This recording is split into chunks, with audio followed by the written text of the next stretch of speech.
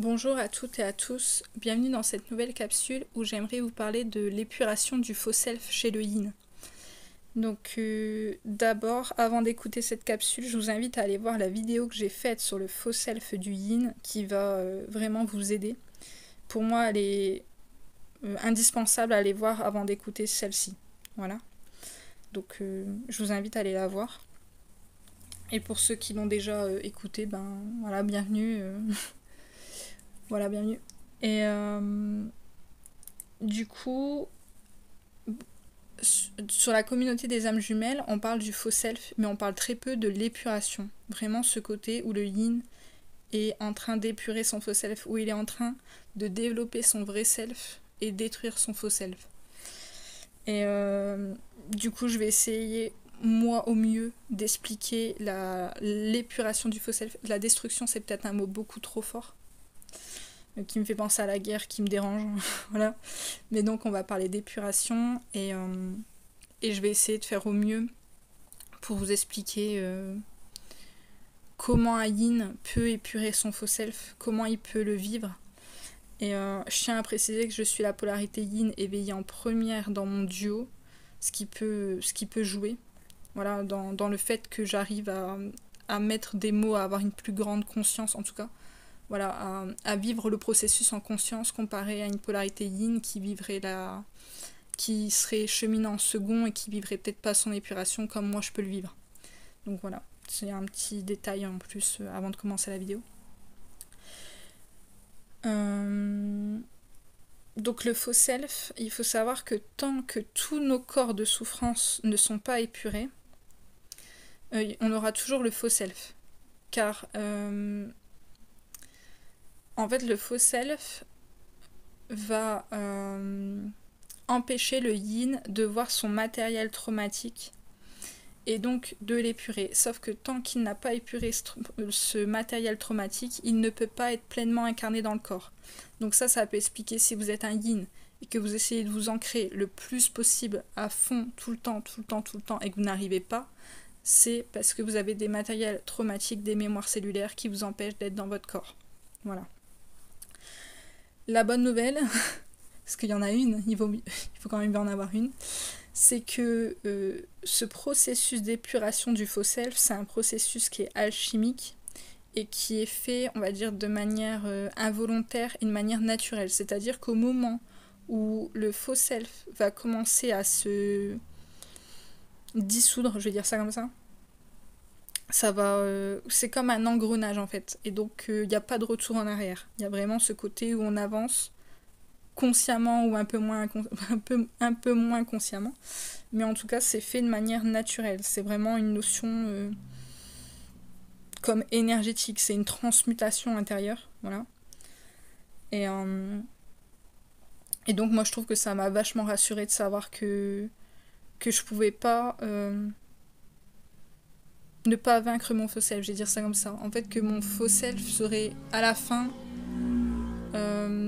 dissous, voilà. Il faut savoir aussi que le processus il est long, car du coup la dissociation, lapsus révélateur, la dissolution du faux self, c'est le fait que le yin va s'incarner pleinement dans le corps. Et donc c'est le fait de matérialiser son énergie, matérialiser son âme, l'incarner.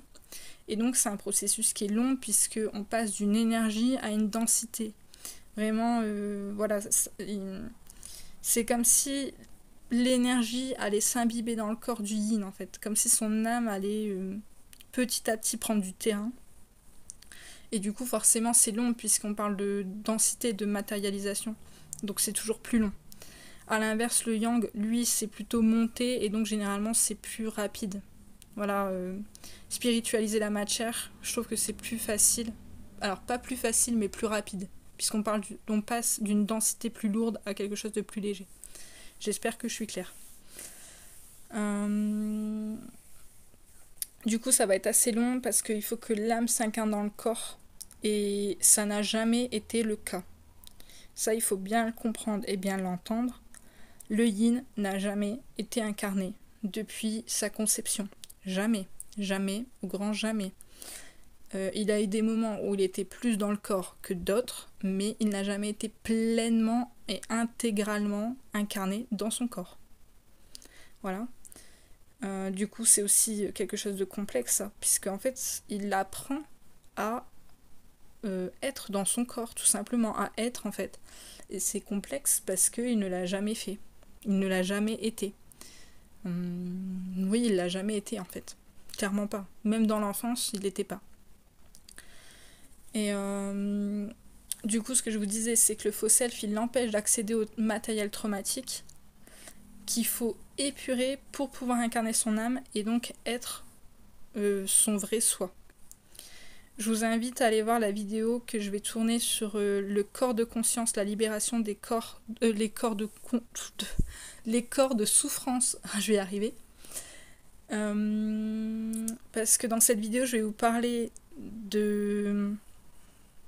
des autres corps, donc spirituel, émotionnel, mental et tout ce qui est lié à l'extérieur.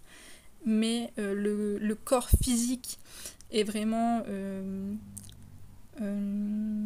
important au moment de l'épuration du faux self, et du coup je vous ai fait une vidéo à part qui est la libération des corps de souffrance.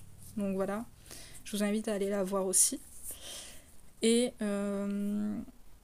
il faut comprendre que le faux self, il ne peut pas être épuré seul. C'est quelque chose de complexe. À la fois, en fait, c'est une transformation alchimique par le corps, et ça se fait, on va dire, involontairement et naturellement, mais du passé du faux self au vrai self, mentalement et psychologiquement, ça se fait pas tout seul. À mon sens, ça se fait pas seul. Parce que c'est vraiment complexe. Donc là, le yin, il va avoir besoin d'aide.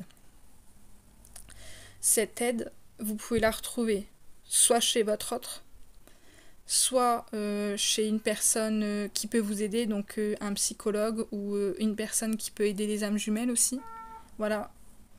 À ce moment-là, faut savoir que de toute façon, cette personne-là, cet individu-là, vous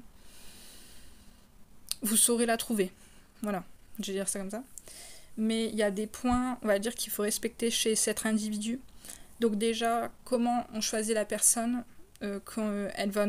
Comment... Alors, excusez-moi, mes mots sont complexes en ce moment, voilà.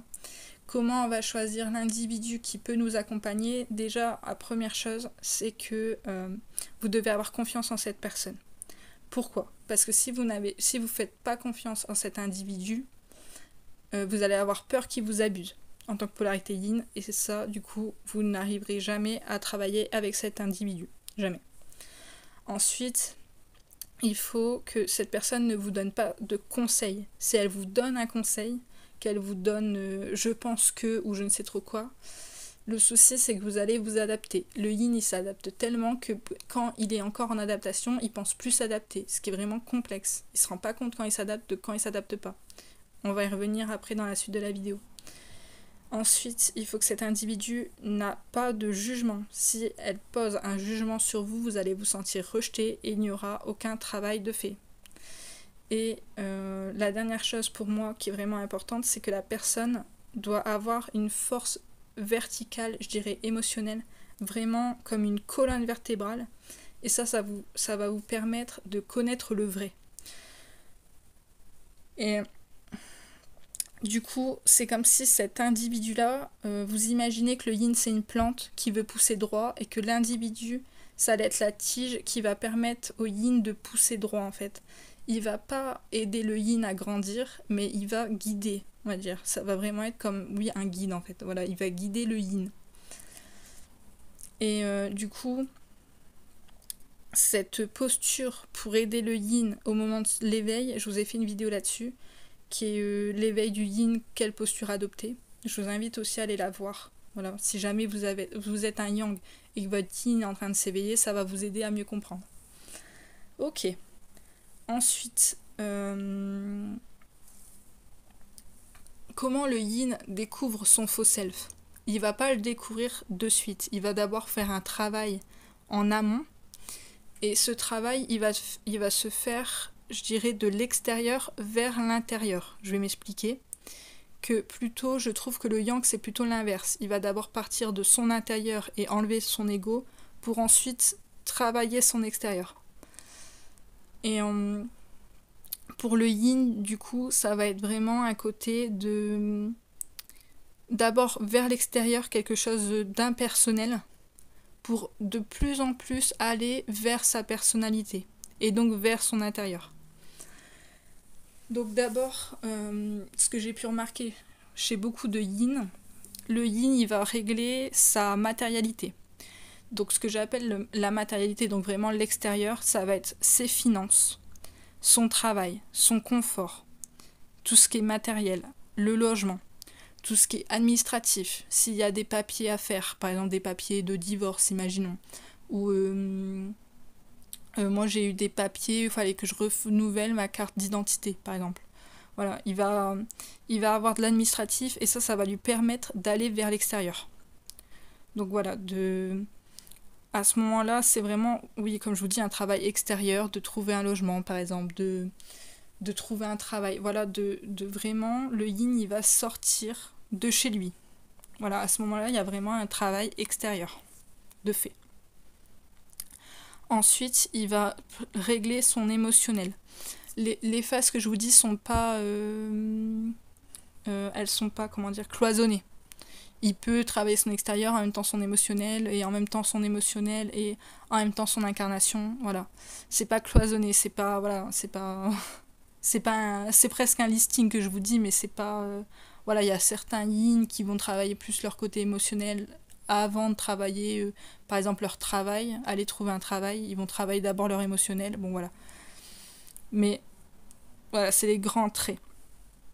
Donc le yin, après, donc dans son travail émotionnel, il va avoir beaucoup de prise de conscience, beaucoup de compréhension. Il va comprendre son fonctionnement, il va comprendre ses émotions, ses peurs, il va comprendre aussi sa relation avec vous. Il va comprendre ses mécanismes, voilà, ses mécanismes, ses croyances, ses mécanismes de défense, tout ça. Il va comprendre aussi ses blessures, son karma, que ce soit individuel, ses nœuds karmiques, son karma de duo, son karma familial. Voilà, il va comprendre beaucoup de choses. Il va vraiment travailler à ce moment-là ce côté intérieur, mais qui est toujours, on va dire, impersonnel. Par exemple, la blessure de rejet, moi c'est une blessure que je porte, ok, mais techniquement toutes les personnes sur Terre la portent également.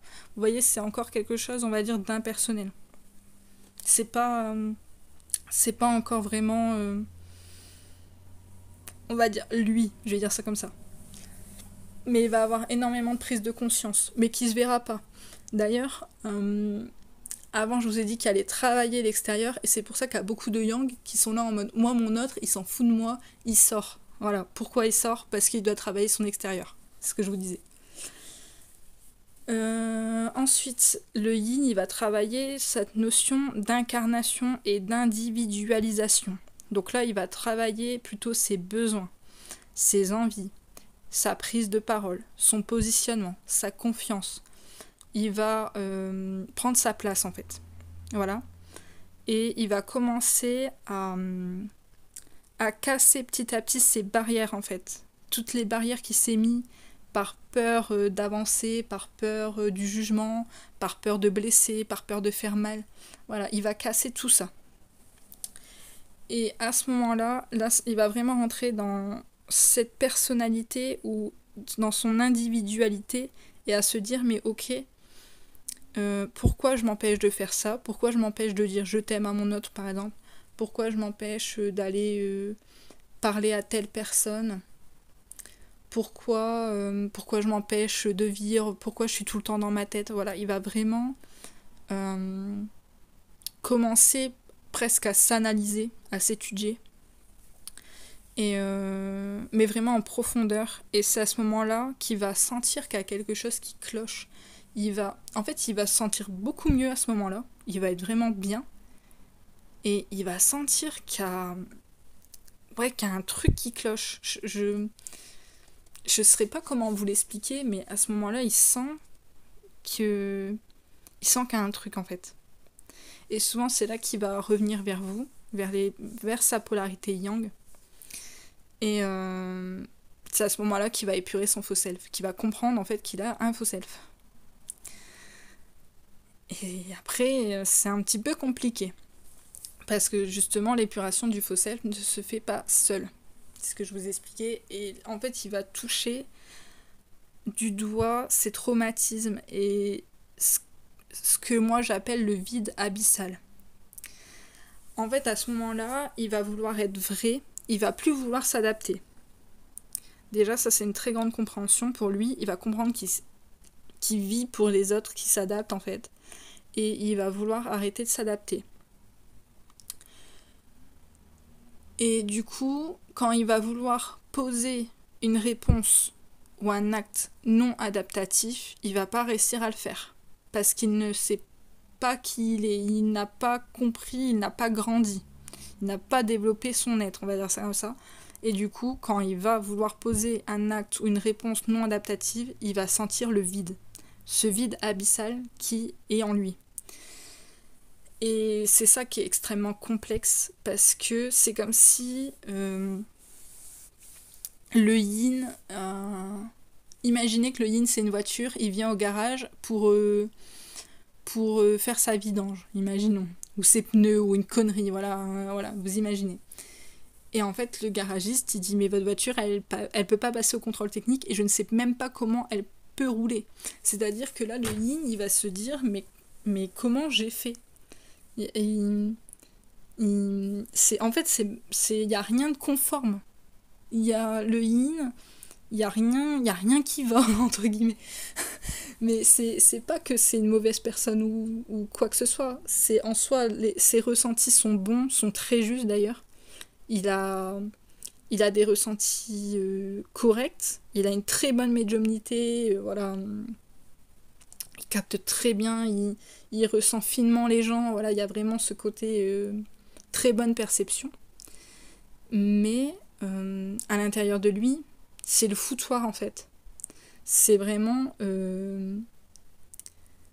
c'est comme si de yin, il y avait plein de pièces de puzzle et il n'arrive pas à mettre tout en ordre. Et ça donne une confusion qui est extrême en fait, qui est complexe, qui est d'une complexité. Et la personne justement qui va être vraie va lui permettre, par cet alignement vertical, d'arriver lui-même à reconstruire son puzzle intérieur. J'espère que je suis claire. Et du coup, moi, j'arrive à vous le verbaliser, j'arrive à le faire en conscience. Mais un yin qui est éveillé en second, et là, qui se réveille du coup à ce moment-là, parce qu'il comprend qu'il a un faux self, déjà, ça veut pas dire qu'il va revenir vers son yang, mais généralement, il va le faire. Pourquoi ? Parce que c'est tellement violent qu'il va sentir que son yang, c'est la seule personne qui est là pour lui, entre guillemets. Ce qui est très violent aussi pour le yin, parce qu'il aime pas avoir besoin de quelqu'un. Et là, il va sentir qu'il a besoin de son yang. Et c'est pas agréable. C'est pas agréable parce qu'il culpabilise, il a honte de lui, il a peur de déranger son yang, il a peur d'abuser son yang. Voilà, c'est vraiment là, à ce moment-là, le yin est au pied du mur, vraiment au pied du mur. Et le yin qui est inconscient, qui va prendre conscience, hein, d'accord, mais qui est inconscient au moment où il va avoir ce côté faux self qui va être détruit. Il va avoir la sensation d'être malade, mais malade physiquement, parce qu'il va avoir des très très grosses douleurs physiques. C'est ce que je vous expliquais par rapport au corps de souffrance que je vais vous détailler dans une autre vidéo. Et il va penser aussi que la vie s'acharne sur lui.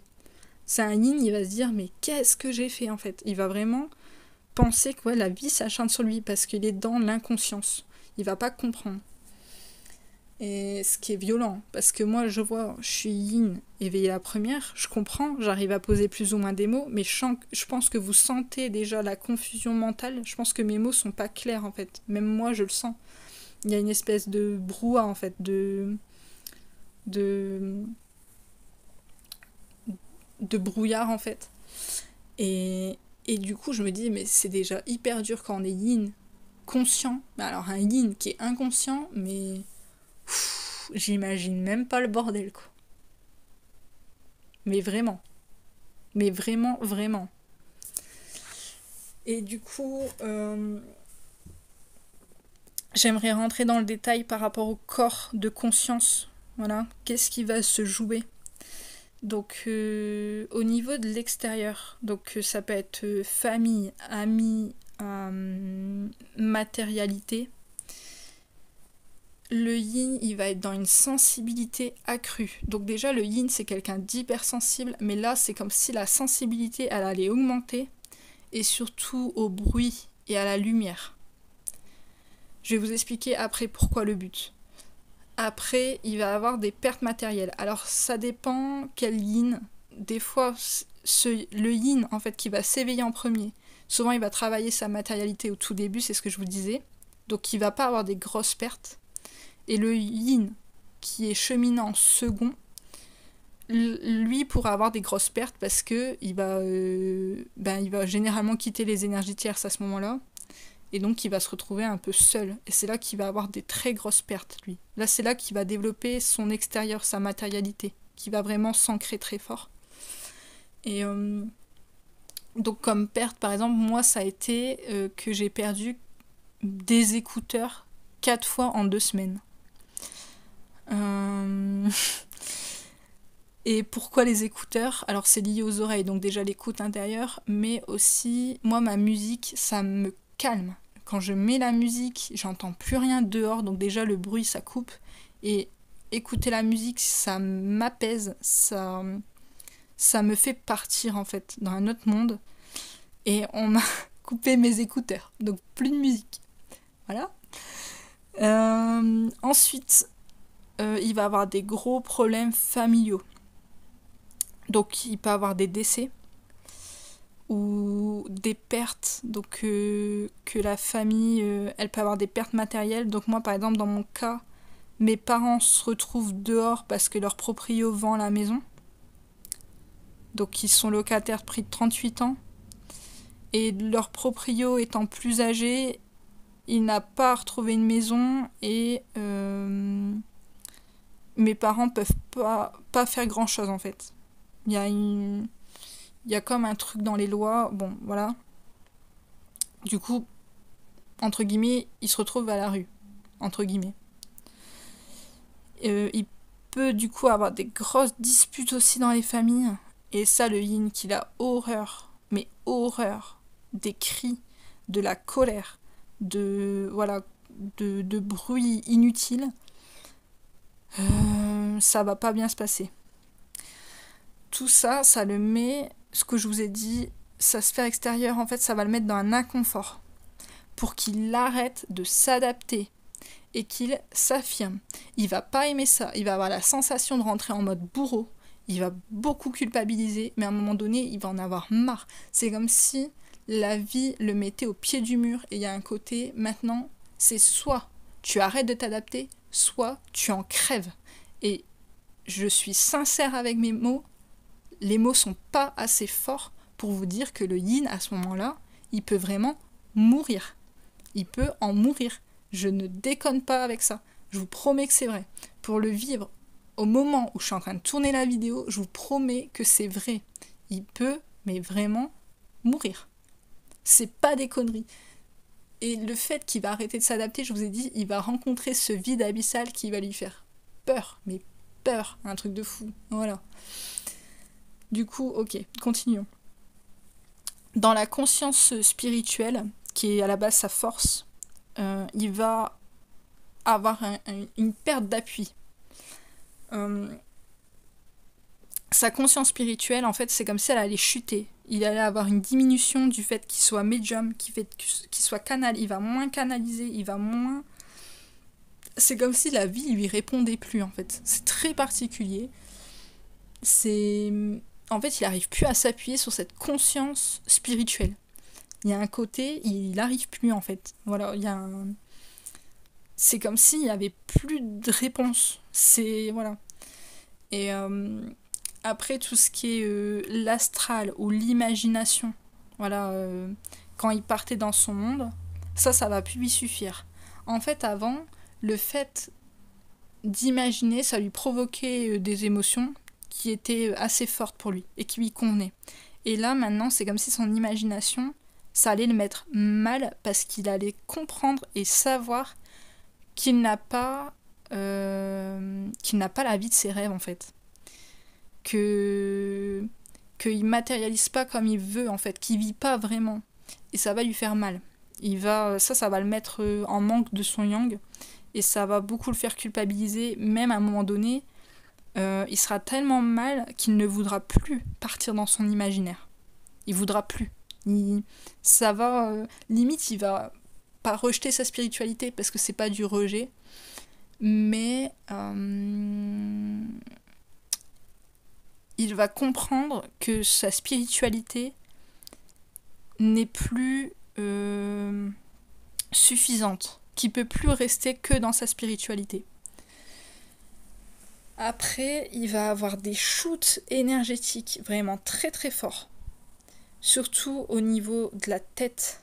Donc le troisième œil, ça va lui donner comme une sensation qu'il a la tête comprimée, comme une sinusite. Au niveau du coronal, il va avoir la sensation qu'on lui ouvre la tête en deux, comme si on lui écartait le crâne. Il peut avoir les oreilles bouchées, il peut, voilà, vraiment la tête, comme si sa tête, elle allait comprimer. Ça peut jouer sur ses yeux aussi. Voilà, il y a une notion au niveau de la tête, il y a un côté beaucoup de pression en fait. Voilà. Il peut avoir aussi des shoots énergétiques au niveau du cœur et au niveau des jambes. Ça, ses jambes, ça va être un signe pour lui qu'il est en train de s'ancrer. Voilà. Et d'incarner son corps, enfin. Et les shoots énergétiques aussi, ça va jouer aussi au niveau de tous ses chakras. Tous les chakras, il va sentir qu'on les travaille. Que tous les jours, limite, il y a un chakra différent qui est travaillé. C'est très particulier. Ça peut faire mal ou non. Mais en tout cas, il va sentir que... comme si on le travaillait au corps, en fait. Voilà, il y a vraiment une transmutation qui est en train de s'opérer. C'est... Voilà. Et donc ça, c'est vraiment des shoots énergétiques très forts. Et ça va le forcer à s'incarner. Tout ce que je vous ai dit sur la conscience spirituelle, le fait qu'il canalise moins bien, qu'il veut plus partir dans l'imaginaire, qu'il y a des gros shoots énergétiques qu'il ramène au corps, ça le plonge dans sa matérialité et dans son incarnation. Enfin, il s'ancre, il s'incarne en fait. C'est pas... hyper plaisant, mais c'est un passage obligé et il le comprend. Généralement, il comprend que voilà. Parce qu'il est intuitif quand même, il est pas bête le yin. Voilà. Sa conscience émotionnelle. Alors, sa conscience émotionnelle, il va avoir beaucoup d'émotions. Mais il en a toujours eu beaucoup. Mais là, c'est... comment l'expliquer ? Il va avoir une forme d'apaisement au niveau émotionnel, tout en ressentant comme plus finement ses émotions en fait. Il y a un côté comme s'il allait réussir à plus les analyser, mieux les comprendre, et donc coup il va en ressentir comme plus. Ce qui peut lui donner un côté où il sait pas c'est pas qu'il sait pas ce qu'il ressent, c'est il va ressentir beaucoup en fait, beaucoup d'émotions, mais ça va pas être submergent, je vais dire ça comme ça. Ça va pas faire des pics émotionnels, mais ça va être plutôt une palette forte d'émotions. Donc les émotions qu'il va ressentir le plus, c'est déjà l'amour. L'amour, c'est son moteur, je le répéterai jamais assez, voilà. Donc il va ressentir énormément d'amour. Ensuite, il va ressentir de la joie enfantine, vraiment une joie pure, une joie naïve, voilà. Il peut ressentir aussi une euphorie de son âme. Voilà, ça c'est amusant à ressentir d'ailleurs. Et aussi ce qu'il va ressentir beaucoup, c'est le manque de son yang. Et c'est pour ça aussi qu'il va vouloir s'incarner. Donc il va ressentir beaucoup de manque vraiment... un côté... je sais que je peux pas l'avoir maintenant et du coup ça me fait chier. Un peu comme une frustration, mais... ça sera plus un manque, vraiment un manque en fait, un manque de l'autre.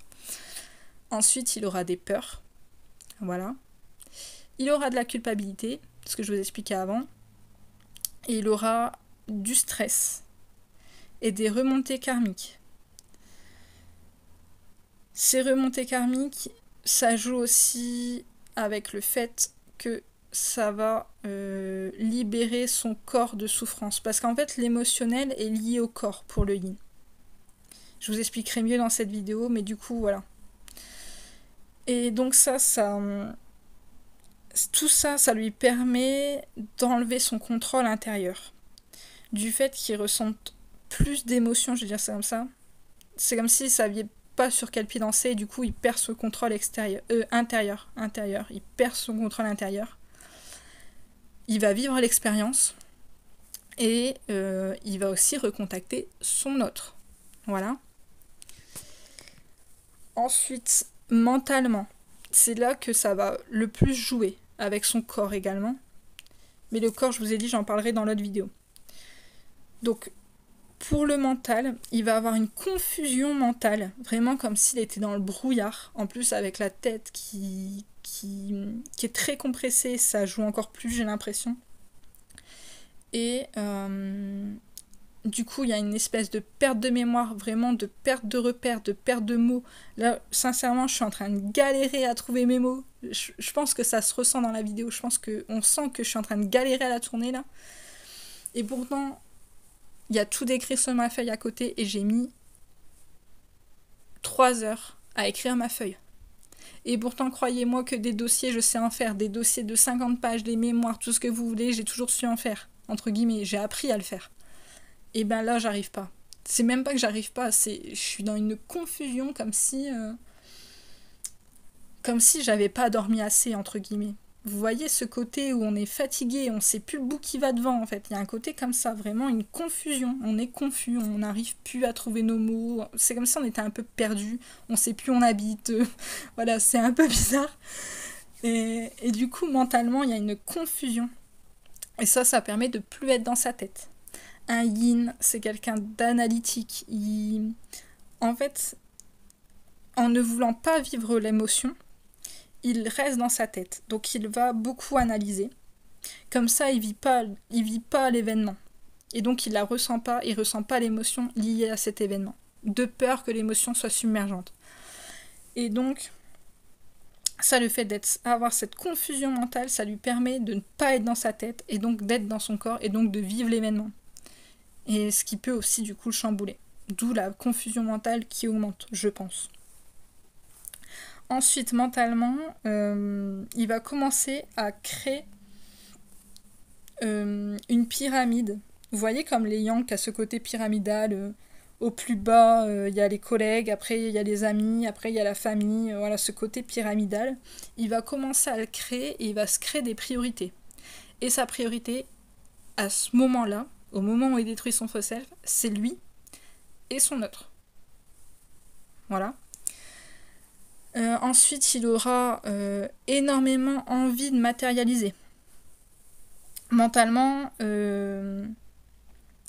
il va, on va dire, focuser sur une idée. Il va plus avoir plein d'idées, plein d'imagination, il va s'éparpiller. Là, il va avoir une idée et il va vouloir la mettre en place.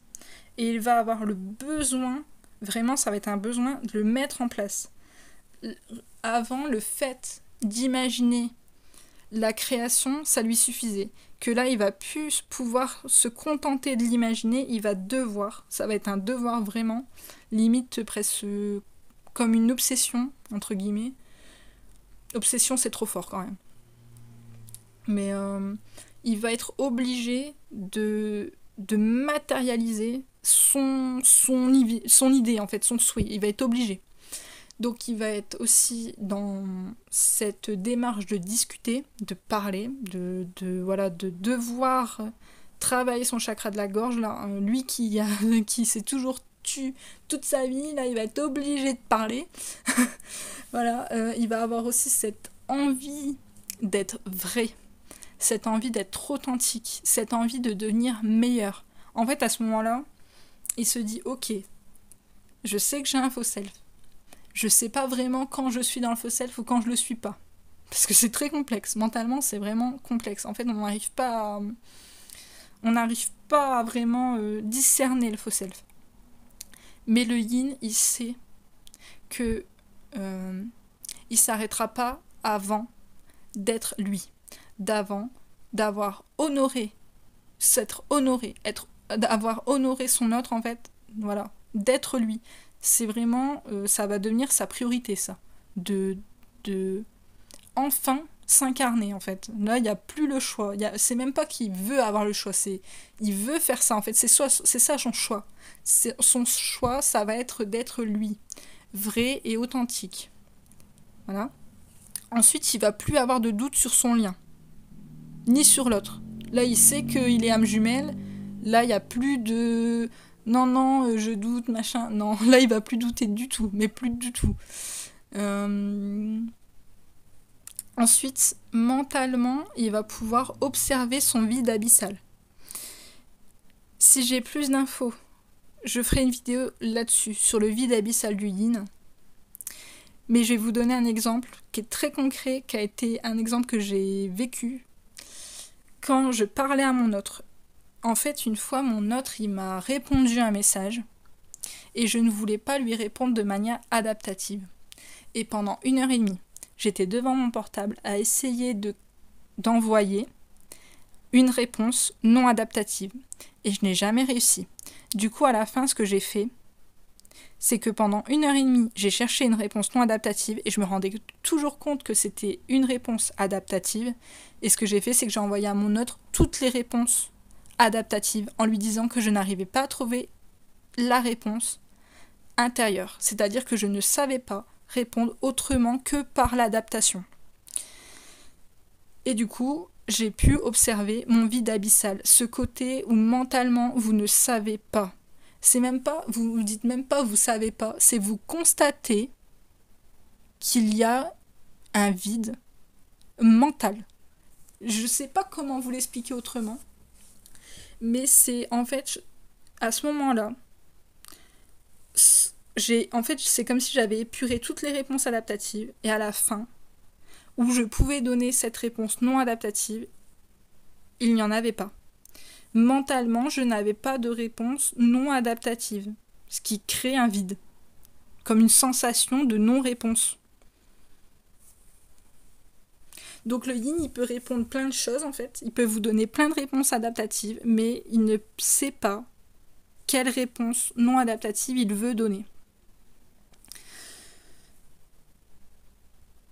Je sais que c'est vraiment complexe.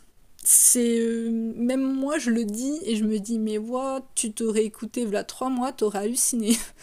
Mais c'est ça en fait, il ne sait pas donner une réponse non adaptative parce qu'il n'a jamais émis de réponse non adaptative.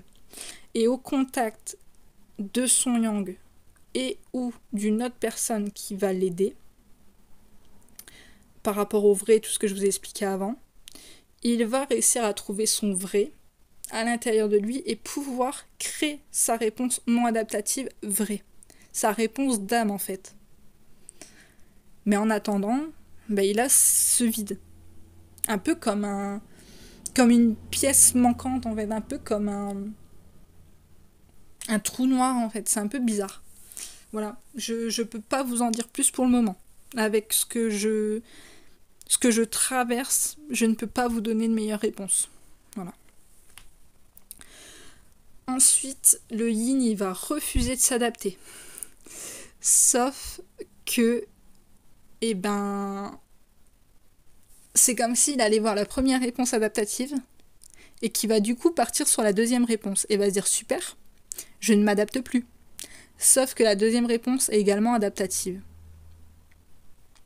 Et il a peut-être 10 réponses comme ça, adaptatives en fait. Voilà. Parce que le faux self est multifacette. Et du coup, au moment où il va partir sur cette deuxième réponse et donc sur une deuxième facette du faux self, il va se dire c'est bon, je suis moi. Et en fait, non.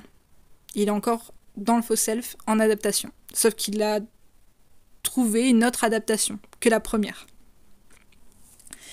Et du coup, comme image que je peux vous donner, c'est comme si le yin, il est dans une pièce où il est entouré de miroirs.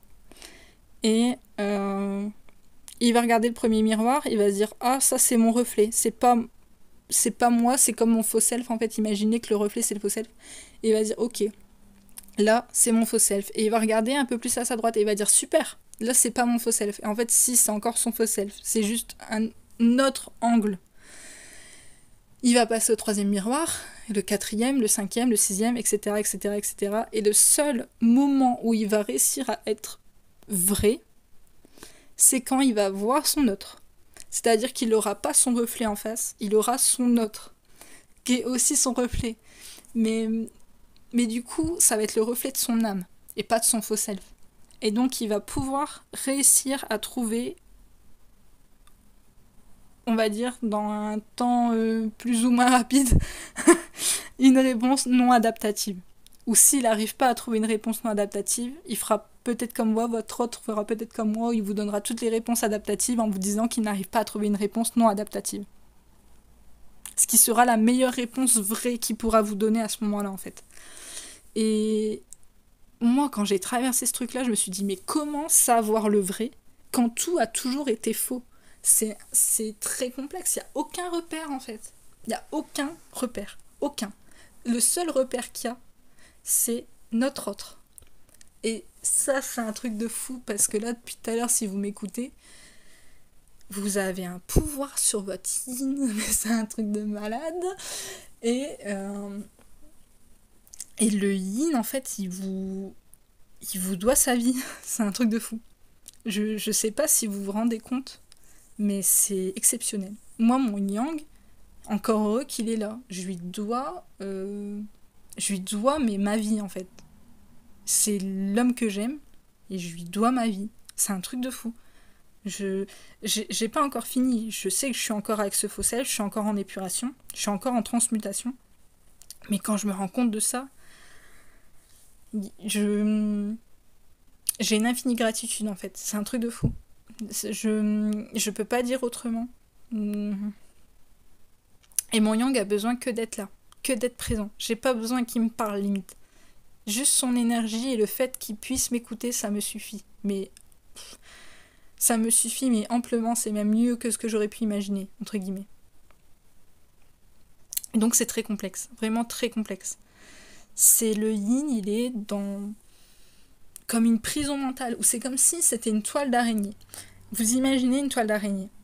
Il va épurer, il va toucher le premier rayon, on va dire. Il va continuer à épurer, et ça va passer de l'extérieur vers l'intérieur, jusqu'à toucher le centre de la toile, où il y a un vide. C'est un peu ce délire-là, en fait. Je sais que les yin, au moment où ils vont le vivre, ils vont me comprendre. Les yang, peut-être pas. Je suis désolée, mais je peux pas faire mieux. Là, pour le moment, je peux pas. Peut-être que mon yang, ça serait intéressant qu'il vous fasse une vidéo sur comment il comprend mon faux self. Mais moi, il m'a dit qu'il comprenait rien. Sincèrement, il m'a dit qu'il pouvait pas m'aider, en fait. Il m'a dit, clairement, je suis là pour toi, bon courage. Ma porte est ouverte, tu viens quand tu veux, tu me parles quand tu veux. Mais je peux pas ni te donner de conseils, ni t'aider plus que ça. Et je lui ai dit, je fais mais rien que ton écoute, et ta présence est clairement suffisante. Mais même pour les yang, ils ont une psychologie fine, et vous n'arrivez pas à découvrir le faux self. Ben c'est, voilà, c'est un jeu psychologique mental, c'est une connerie. Ok, je vais continuer, sinon on en a pour 10 heures. Et du coup, mentalement, le yin essaye de toutes ses forces de repérer son faux self. Et c'est très dur. Très très dur. Parce que le faux self, il est un peu comme le rejet, c'est extrêmement vicieux. On n'arrive pas à le cerner.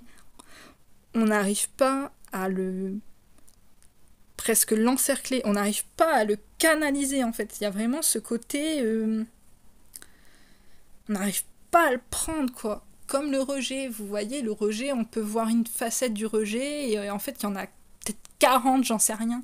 Mais c'est un peu ce délire-là avec le faux self. Il y a une facette de faux self, non, il n'y en a pas qu'une, il y en a des millions et des milliards, voilà. Et bon, j'exagère.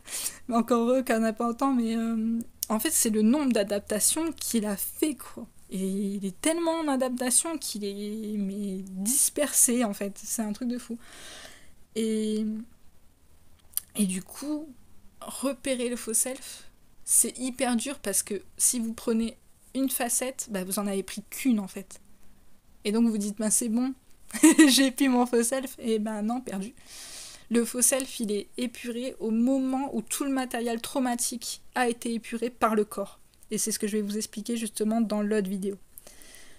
Ok, et du coup, tout ce que je viens de vous dire là par rapport à la conscience mentale ou intellectuelle, ça va permettre au faux self d'être vrai, de devenir ce vrai, d'enfin incarner ce vrai, de récupérer son énergie yang aussi. Voilà. Et si vous écoutez ma vidéo, vous... Alors, déjà, je veux dire infinie gratitude au yang. Vraiment. Et ensuite, je veux dire infini courage au yin. Ne lâchez pas. Vous avez perçu votre faux self, maintenant, faut pas le lâcher. Ne lâchez pas. Ne le lâchez pas. Ne lâchez pas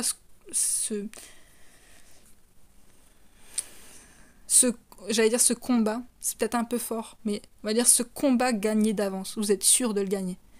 Vous êtes sûr parce que si vous avez réussi à discerner le faux self, c'est que vous êtes au bout du bout du bout du bout. Et c'est complexe, ça fait très mal, c'est très dur.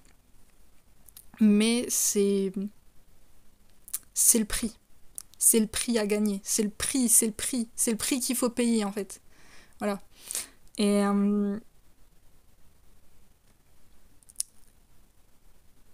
Et c'est vous, en fait, au bout du tunnel, c'est vous. C'est vous.